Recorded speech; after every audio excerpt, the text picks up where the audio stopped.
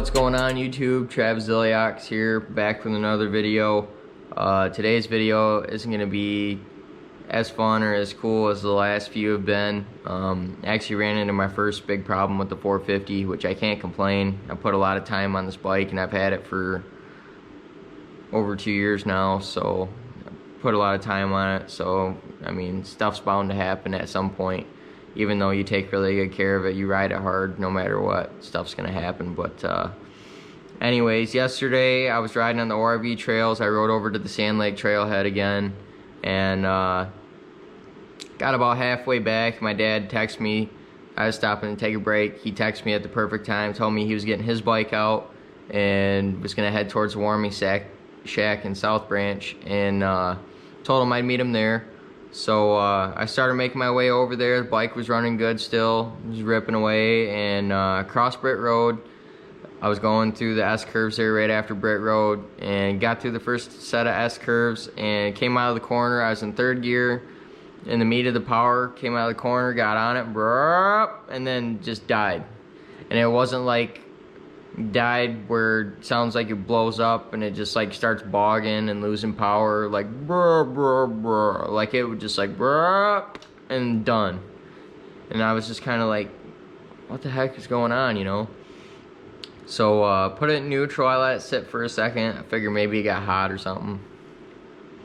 Started it back up, it seemed to be all right. Took off. I rode probably another quarter mile and it cut out again.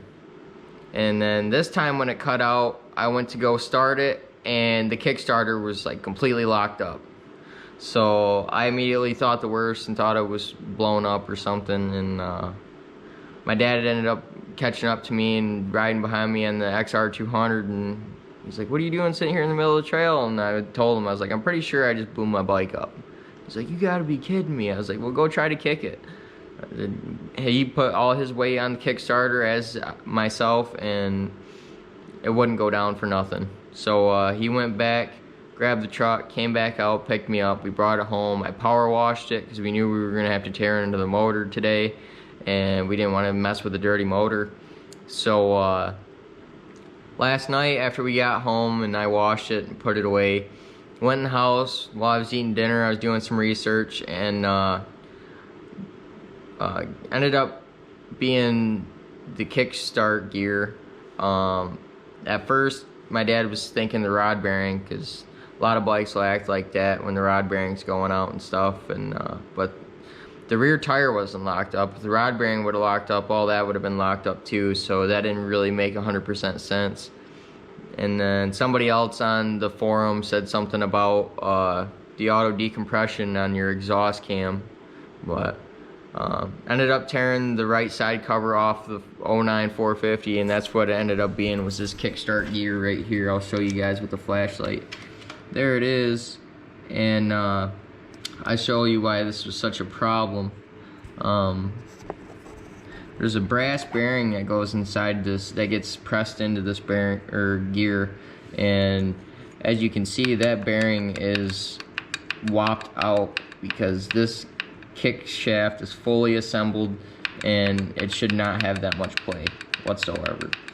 And the reason why my bike was shutting off was this was all whopped out, and there's another small gear that is behind the clutch basket down here, and that kickstart gear was riding up that other gear on an angle because the bearing in the kickstart gear was all whopped out and loose, and it was making a bind, and when everything was binding like that, that was what was causing my bike to just stop on a dime.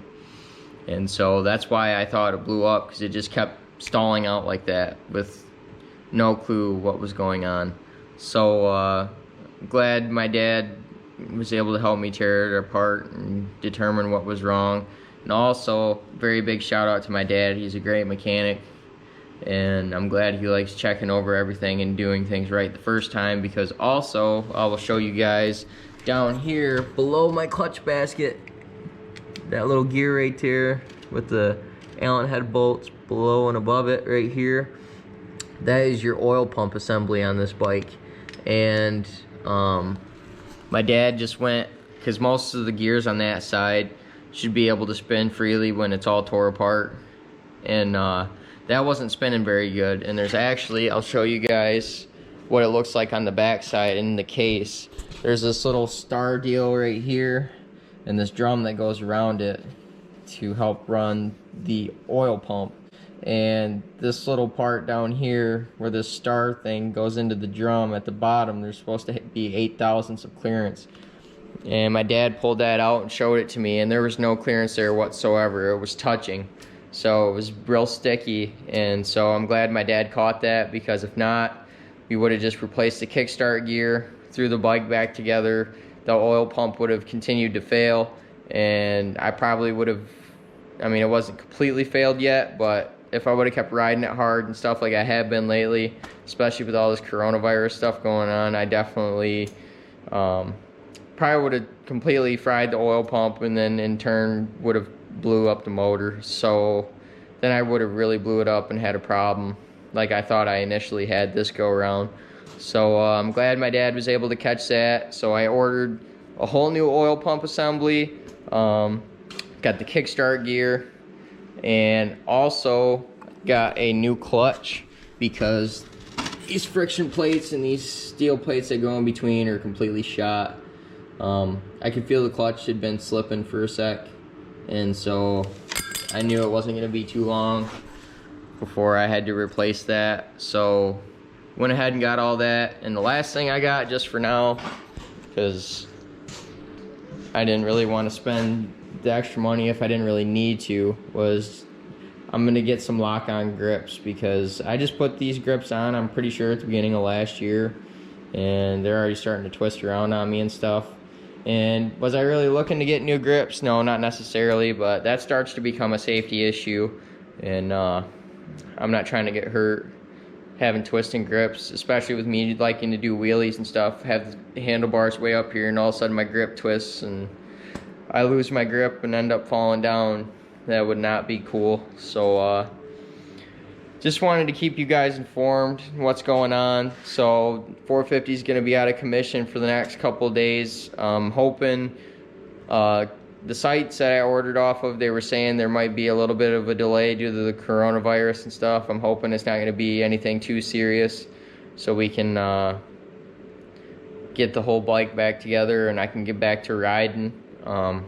So I mean, I guess it's kind of alright that all this is going on right now, because it's given us time to fix these problems. So it is what it is. I'm glad we caught what we caught, and 'cause if not, like I said, that oil pump issue, that could have been really bad, and I really would have blown my motor up, and it would have been a $700-800 fix. So definitely glad that didn't happen. And but within the next couple days, I know my buddy Gary that I went riding with a couple days ago has been pestering me about it. I went riding with him, and I'm pretty sure his buddy's name is Shane. If it is, cool. If not, I'm sorry. Please let me know what your name is. They had a couple nice Cowie KX 450s, and I've known Gary for a while. Good friends with my cousin Mikey, and three of us went riding, rode from Sand Lake over to South Branch and back the other day.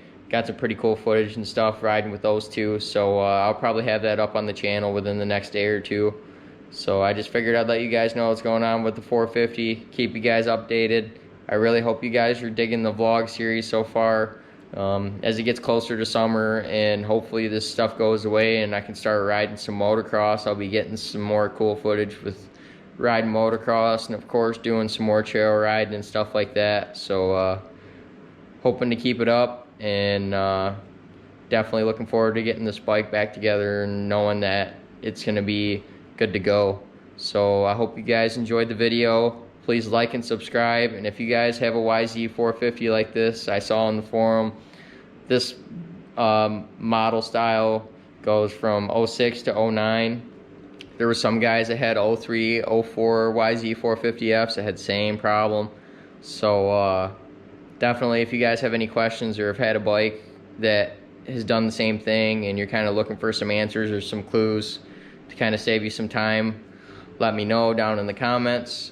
But again, please like and subscribe, and I will catch you guys in the next video. Peace out.